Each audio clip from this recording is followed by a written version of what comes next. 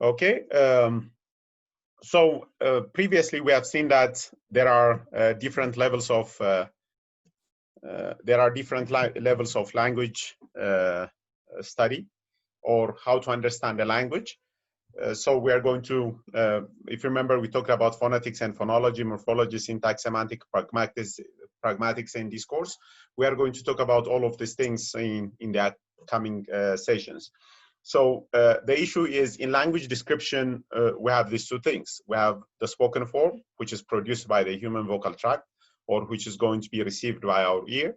The other one is a written language, which is going to be read by, using our eyes, and which is going to be written using our hands or using any writing material. But at the same time, we also have the process of generation and the process of analysis. The process of generation is production of the language construct. If it is in a spoken form, uttering a word is generation, okay? If it is in a spoken form, when you produce a sound, like now I'm producing a sound, it is generation of a language or words. And you, or even myself, when I hear somebody speaking or talking to me, then it means I'm analyzing, right? Whenever a word or a sound comes to your ear, what do? Your brain is going to try to understand the utterance. Sometimes it might be mumbling, sometimes you might not understand what it is, because of what has been received might not be interpreted by your brain. And that's what we call is analysis. Analysis is the input is going to be parsed and tried to be understood. Generation is the production. In a written form, okay, generation means when you write something. When you write something, you are generating. And when you read something, you are analyzing it, right? For instance, if I, let's say, let's have this one. If I say, what do you say? Oh, cooking means it is action of cook in a continuous form. But what if I say, let's say, talked, sorry. What if I say talked? Now you're going to say this is the action of speaking or producing a sound, but it happened previously. And to do that, what your brain is actually doing is, on this word, it will say this is the word, the word talk plus ed, and you know that ed is the past tense marker. Okay, so whenever you read and try to understand what is there, that's what we call is analysis. But what if I ask you to write the plural form of dog? ለምሳሌ ብዙ ውሻዎች ሳይ እሱን ለመጻፍ ከፈለኩኝ I will say dog is the word, dog is a word, then I'm going to add s to it. This is what we call is generation, which means you are producing the language construct, okay? This is the analysis and the generation. So we have a spoken form, which can be generated and analyzed. We have the written form, which can also be generated and analyzed. If you remember, when we talk about finite state morphology, we said using the same FST model or transducer, we can actually generate a word or analyze a word. So it is a two-way process. So in language, we have the issue of understanding. What do you mean by understanding of a word? Or understanding of a language construct. It might be accepting any information. Like when I'm lecturing, you are actually, accepting any information, or you are going to react, give a command or for some kind of inquiries. Like previously, I say, can you hear me? Is the sound audible? Then you are going to give me an answer, because what I have uttered requires you to respond. But in the other lecture part, what do? You simply accept information. In this one, you are going to respond because you are required to do so. And you were doing that because you understood or you analyzed what has been uttered. ምክንያቱም ያልኩት ምንድን ነው? ይሰማችኋል ስል it's a question mark. Okay? ለምሳሌ ይሰማችኋል ብልስ it is a kind of a normal word. ይሰማችኋል ስል ግን it is a question. That in that instance, you are going to give me an answer. So it might be a reaction. The other one is, you can also, understanding a language means maybe asking or answering a question. Might be also understanding of a language. So these involve the generation and the analysis of a language. Now, in the process, what is the challenge, or what is the difficult thing that we have in language processing. This is very important for you to understand. Okay, what is a challenge or the problem that we have? The first one is we have vagueness and imprecision of a language. Almost all languages are vague. Almost all languages are not precise in terms of, you know, explaining what they have. For example, we have redundancy in many languages. And what do we mean by redundancy? It means you have many ways of saying the same thing. Okay? That's what we call is, for example, synonym የምንላቸው ቋንቋ ላይ. You have many ways of saying the same thing. For example, here, the example is see and look. If I say see there, ብላችሁ, you're going to look into that. If I say look, again, you're going to see some. Mind you, the words are the same. When I say the same in terms of their meaning. But the written form is totally different. They have nothing in common. SEE and LOOK, they have nothing in common, but they mean the same thing. Like, if, of course, there might be some variation. For instance, you can say automobile, car, vehicle, truck.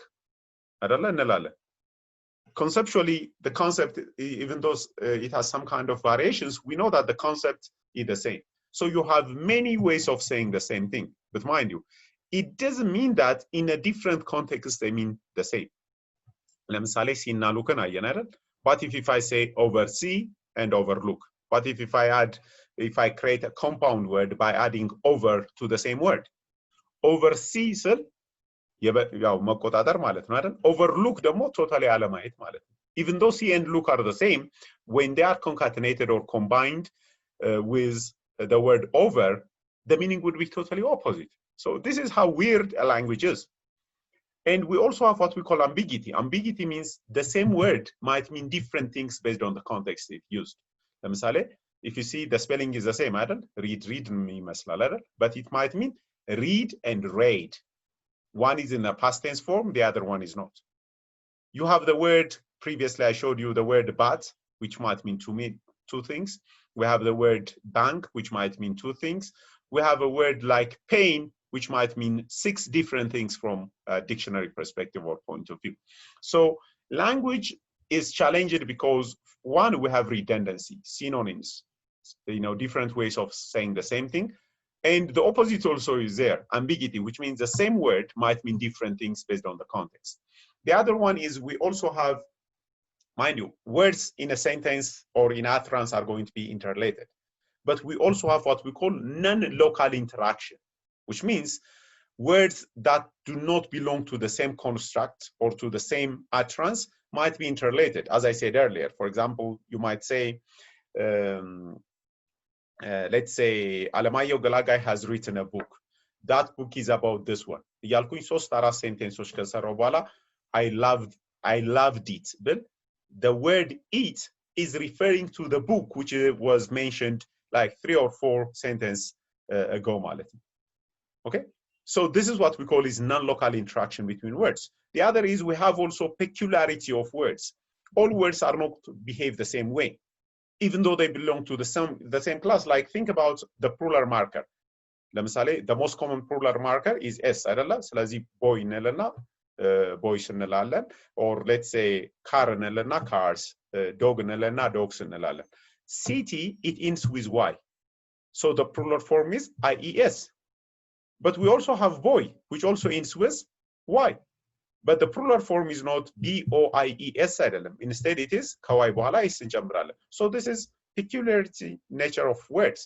Sometimes words in a different grammatical context or grammatical form might be, what we call irregular. ለምሳሌ, the plural of goat is goats, right? What about the plural of sheep? It is sheep. You are not going to add S to it. The past tense of cut is cut. You don't say cutted. So this is what it means. Words are odd. ለምሳሌ, in Amharic also we have such kind of things. አይደል? አንበሳ ብለን አናብስት እንላለን፣ ቤት ብለን ግን ቤቶች እንላለን. So this is the kind of peculiarity that we have. The other one is you also have non-linguistic means of expression, like gesture. Like, the words are going to get meaning by combining them with the way the person produce the sound. Okay, so let's see, gesture plays also a very important role in language. So in language we have what we call anomalies እንላቸዋለን, or we call them challenge in language. Now I'm going to go through these things with example. The first one is pragmatic anomalies. Okay, what if I say the mouse picked up a newspaper? This doesn't make sense, right? Because we know that a mouse is not something that's going to make use of a newspaper. So it feels a little bit wrong. What about the second one, which means this is something that would never happen, but I might say sarcastically to show that somebody is a better reader than the other person. ስለዚህ ምን ልንል እንችላለን? አንተ እንትን ከምትል ይሄ ነገር ቢሆን ይቀል ነበር እንላለን አይደል? አንዳንድ ጊዜ ልክ እንደዛ ማለት ነው። ኮከቦች ቢረግፉ ይሻላል አንተ እንትን ከምትል, or something like that እንላለን. What does it mean? Actually, we know that the stars are not going to fall, but we are trying to relate that this is something that will never happen. Okay? ስለዚህ ለምሳሌ if you say next year all taxes will disappear, it will never happen. We know that. Such kind of things will never happen. So it means this sentence is uttered by the speaker to communicate something else, something totally different. So the words might not mean exactly what they are. እዚህ ላይ ባሉት መሰረት እነዚህ ናቸው አንልም ማለት ነው. Because the intention or the intention of the speaker is totally different than the words that you have in here. We call this pragmatics. The other one is semantic anomaly. Like if you say the computer ate an apple, though the words are correct, though the structure is the same, or I mean the structure is correct, for example, which means a determinant followed by a noun, followed by a verb, followed by another determinant, and a noun is a perfect sentence. But the problem that we have is a computer is not an object that can participate in the act of eating. ስለዚህ ምን እንለዋለን? The problem is meaning or semantic, because the words logically cannot relate with one another. A computer cannot eat. ለምሳሌ ኮምፒውተር የሚለውን ቦይ ብዬ በቀይረውስ it will work አይደል? the boy ብዬ በቀይረው ምን ይሆናል? The boy ate an apple. So it makes perfect sense because we know that a boy is an object that can actually perform the action of eating ማለት ነው. So if you have such kind of things, we call it semantic anomaly. The other kind of anomaly that we have is syntactic anomaly የምንለው ነው.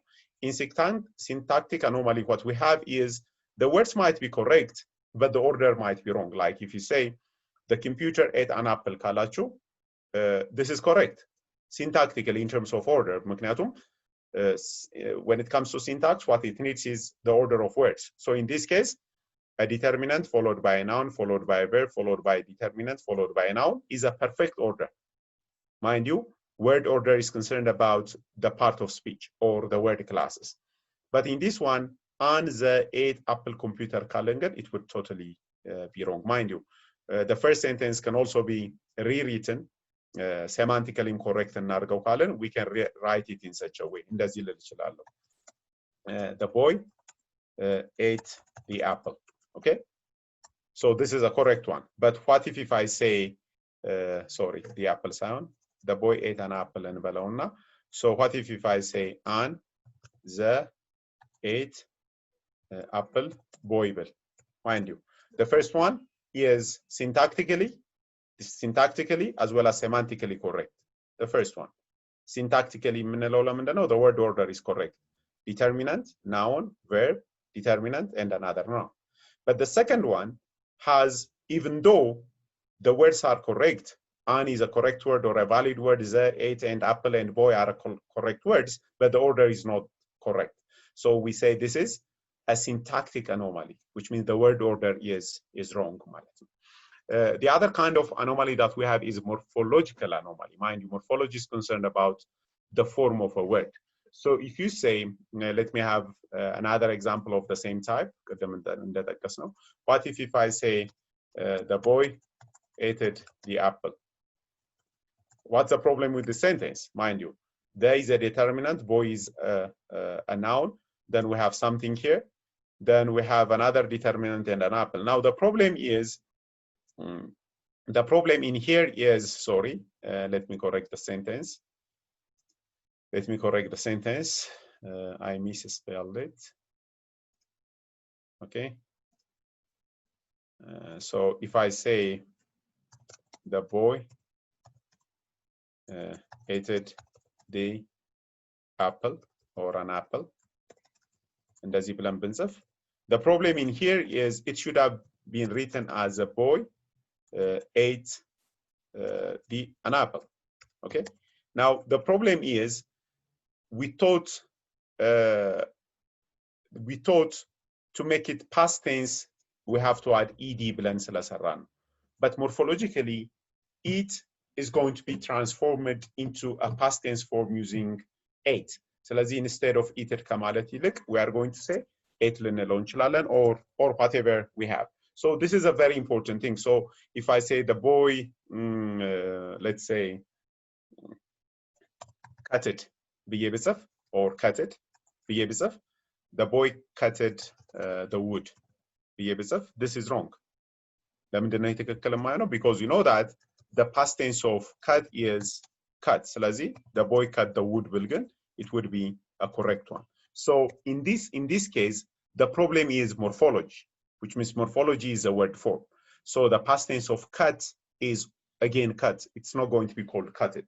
So this is what we call is morphological anomaly, which means the word is written wrongly or the attachment to the word were wrong. The other were wrong ስላችሁ were ነው እንጂ it doesn't mean WORD ማለታችን አይደለም. WO wrong ስንጽፍ WO አይደለ, we're not referring to that one. Okay. The other thing that we have in here is lexical anomaly, which means the syntax might be correct. Okay, the words might be correct from the dictionary, but some words might not go together. ለምሳሌ if you say colorless green, this doesn't work because green is with a color, colorless is totally different. So these two words cannot be used as an adjective to describe something. So we know that colorless is an adjective, green is an adjective, ideas is a noun, sleep is a verb, and furiously is an adverb. But we know that even though both are adjectives, these adjectives cannot go together.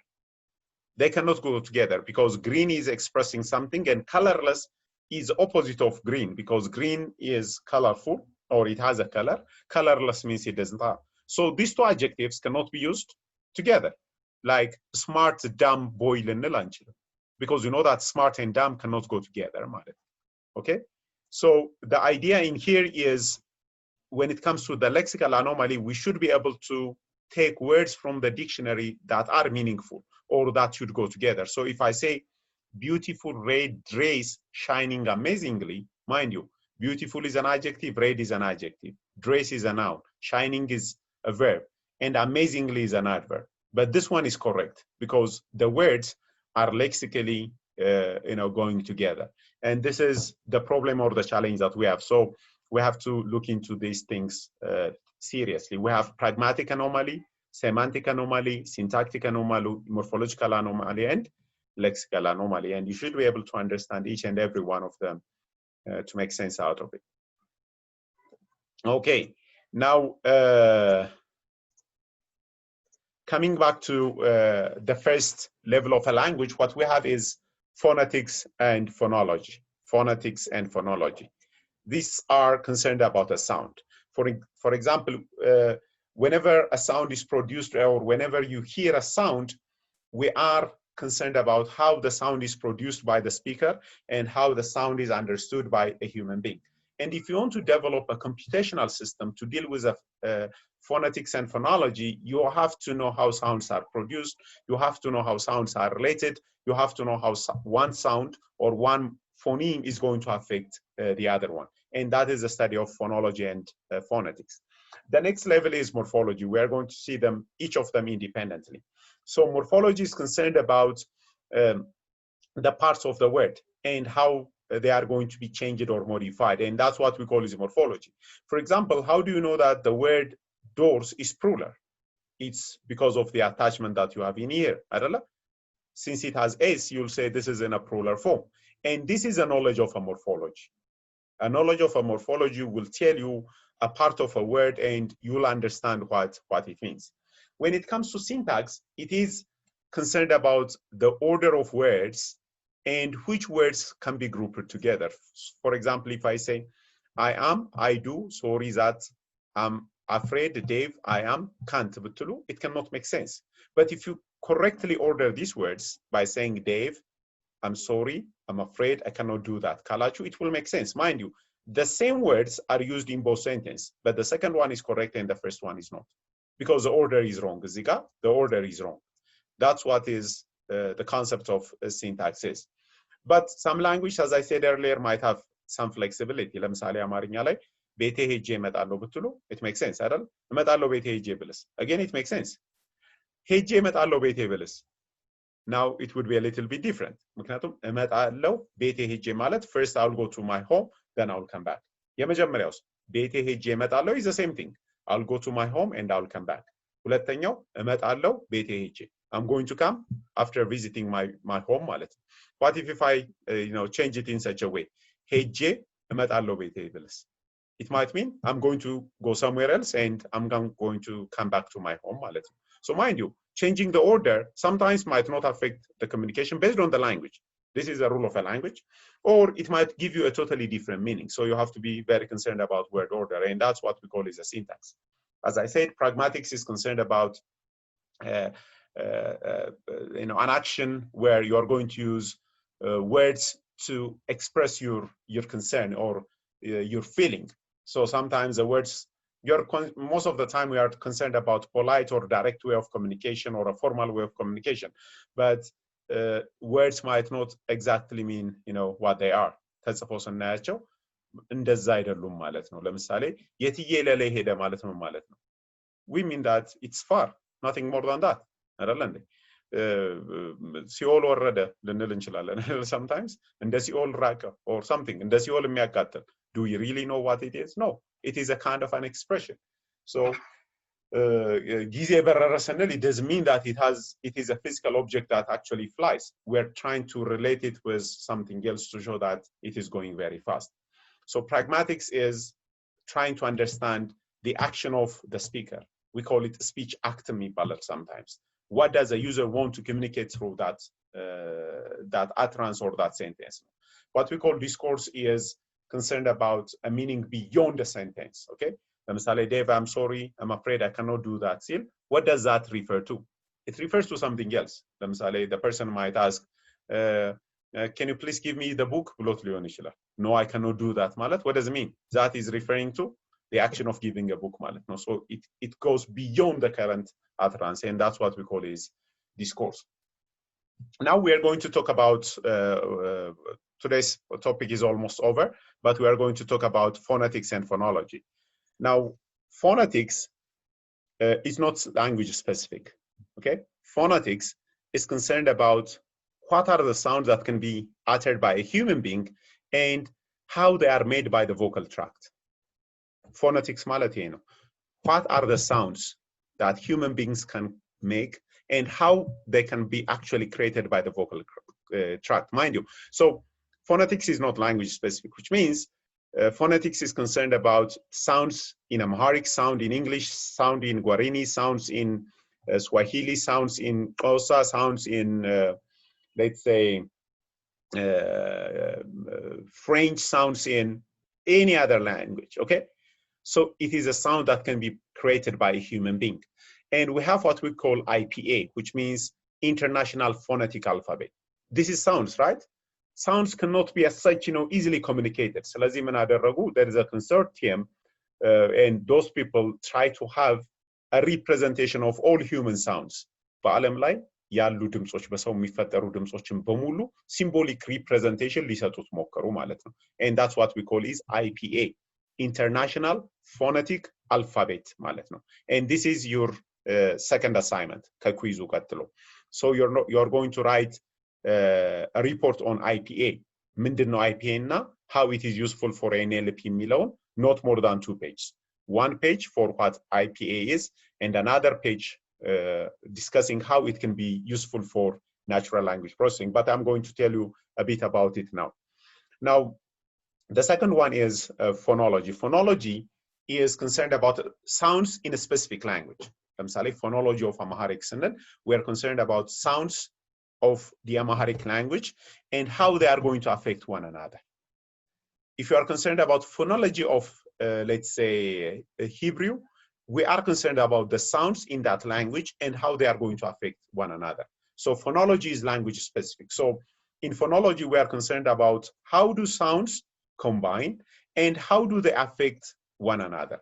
Mind you, as I said earlier, in a specific language, in one language. So whenever you talk about phonology, you're not going to talk about the phonology of Amharic and English at the same time, because they have their own different rules. Of course, some of the rules might be common, but most of the time, those rules will have some peculiar nature.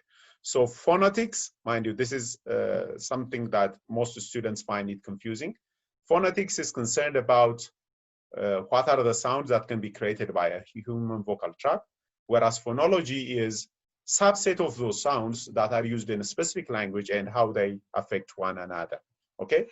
So coming back to phonetics, it is concerned about speech production, how a sound is produced by the human vocal tract. So the basic idea, mind you, this is part of your assignment, behind IPA is to have one symbolic representation. It can be used by a combination of symbols for each sound in a human spoken language. In a human spoken language, and we are not specific to one language, we are talking about the whole language in the world. So in IPA, they use 107 letters, 31 diacritic markers, and 19 additional signs ማለት ነው። By a combination of this ነው የሚጠቀሙ። ስለዚህ 107 ሲባዛ በ31 ሲባዛ በ19 ብላችሁ you can see how big the size is. So for example, this is what we have. These are the kind of sounds that can be produced. ለምሳሌ plosive እና let's say dental ይሏቸዋል። Plosive and dental ማለት plosive ማለት there is a pressure of air, and dental ማለት ጥርስ እየተነካ ድምጽ የሚወጡት ማለት ነው። ለምሳሌ if you see the sound t ስንል you can see that there is some kind of, you know, a forceful ejection of air, t, but your tongue is going to touch your teeth, dental የተባለው ለዛ ነው። And if you also say d, somehow you're going to touch a part of a teeth, then it's going to be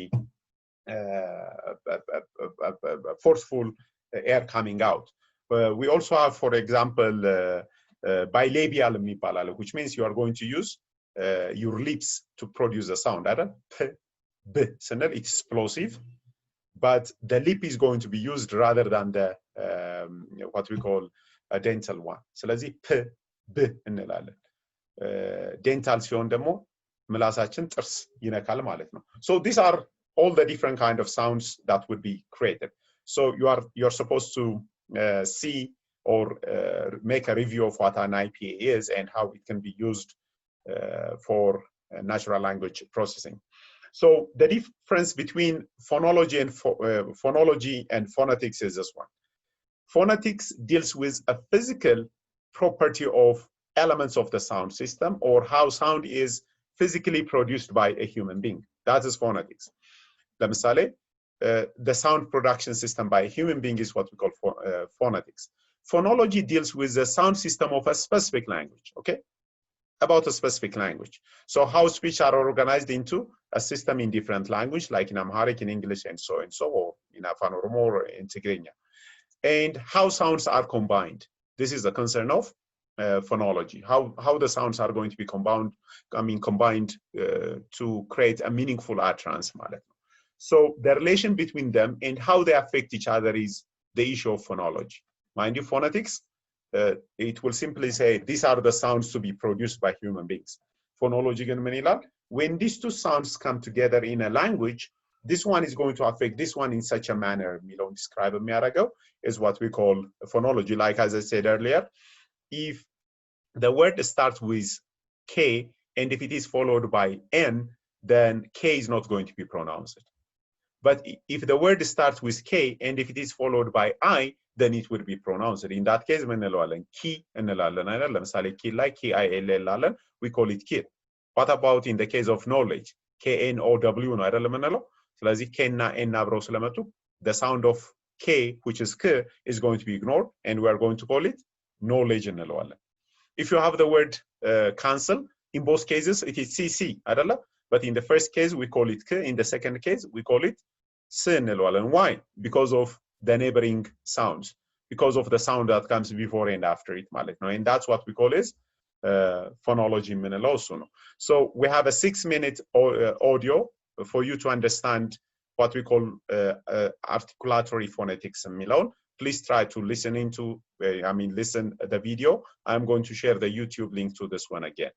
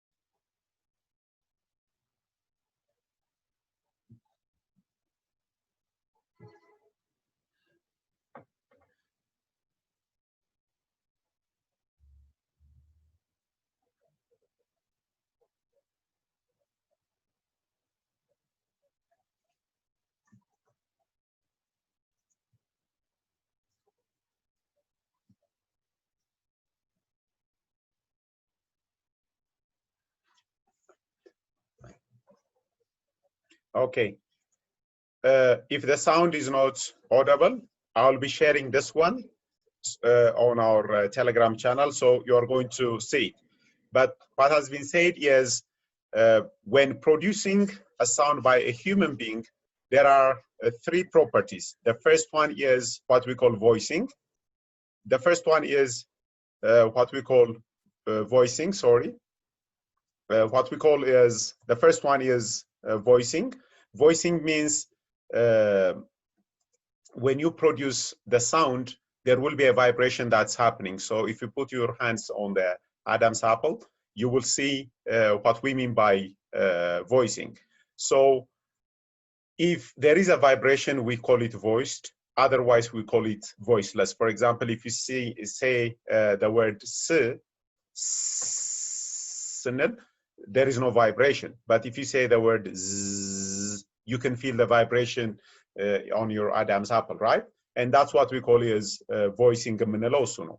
The other one is we have place of articulation የምንለው አለ. Place of articulation is where is actually the sound created. You have different, place of articulation, like nasal የምንለው አለ, bilabial የምንለው አለ. We have many places where the sound will be formed. The third one is what we call manner of articulation. In the manner of articulation, we are concerned about whether the flow of air is, fully blocked or not, or it has some kind of distraction when it comes out of the lung. Based on that, sounds can be created in many different ways. But I'm going to share the video on our channel, so you're going to see it. So phonology, as I said, is the kind of language knowledge that we need whenever we want to, know about the phonological rules of our language. In Amharic, words cannot start with two sides or the sixth order later. And this is the rule of the language. So it means two sides words cannot be pronounced at the start of a word. So whenever you study the phonology of Amharic, you will understand this one. So we are concerned about which sound sequence are going to probably create a word is through phonology, and even how to pronounce a word. Phonology is the only study of a language that tells you how to pronounce a word. The word cancel, but we know that the first one is k, the second one is s. And you know this because of the linguistic phonological knowledge of English. And it will also help you to, to understand how to change a foreign language into a pattern of your own language. And you will know which rules to apply in what kind of circumstances. And this is what we call is phonology. So as I said, phonology will help you to pronounce a sequence of morphemes. Whenever there are a sequence of letters, phonology will tell you how to pronounce them, okay? But mind you, phonology doesn't care about the spelling. It's not about the written form. It is about the sound to be produced. So as I said, if you see these two spellings, the spellings are totally different, right? K-N-O-W, and this is N-O. But the sound is the same for both. ሁለቱንም no ነው የምንላቸው. And this is the phonological rule of English will force K to be silent, and W and O are pretty much having the same kind of sound. አይደል? O ስንል ውስጡ ው sound አለው፣ ው አለው። ስለዚህ O ው አንልም. Try to pronounce each of them. ክን O ው ልንል ነው ማለት ነው. But O has some related with sound with W, and K, whenever it comes before N, it will not be pronounced. ስለዚህ የምንለዋለን ማለት ነው. The pronunciation of both would be no. That's why we say phonology doesn't care about the spelling. Okay, this is what we have. So when we meet on Friday, I think that would be enough for today. When we meet on Friday, we'll talk about what these phonological rules are. But to give you a highlight so that it will be much easier to read on Friday, as you can see, we have these 4 words, and we want to make a plural of each of words. And simply adding an S to the word might seem a way of creating the plural form. So this is what it means. The pronunciation is quite different, right? In the first one, it starts with C, but we call it cats. The second one, we call it dogs. We don't say dogs. It is dogs. The third one, it is roses. We don't say roses. Roses.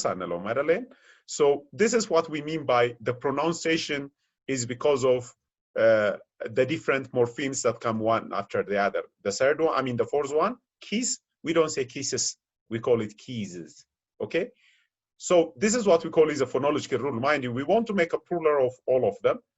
But in each of these instances, what we have done is totally different. So how do we pronounce a sequence of morphemes?